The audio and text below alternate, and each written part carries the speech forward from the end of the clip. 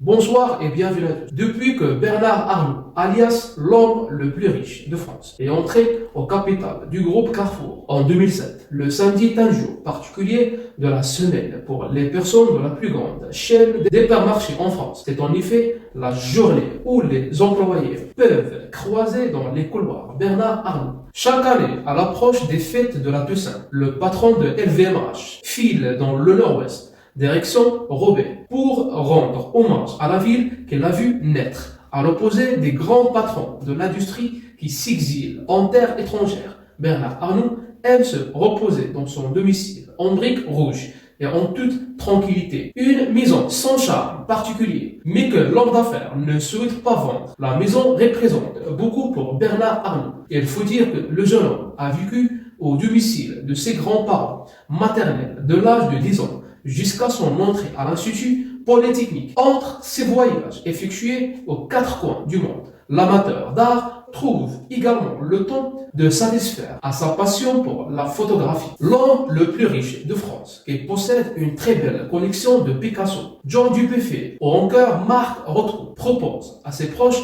de célébrer ses dernières acquisitions dans son hôtel particulier de Paris. Le président du groupe LVMH a beau être milliardaire, il n'en est pas moins économe. Son attitude de grippe lui viendrait de sa grand-mère. Elle, qui parlait le patois auvergnat, m'a appris à être économe. Selon le classement du grande fortune mondiale, le français Bernard Arnault, à la tête du groupe du luxe LVMH, serait de nouveau, ces derniers jours, la personne la plus riche du monde. À la suite du rachat d'américaine Tiffany, devant le patron d'Amazon, Jeff Bezos, 109 milliards de dollars, et du géant de l'informatique, Bill Gates, 100 milliards de dollars. C'est la fin, n'oubliez pas de réagir sur la section de commentaires.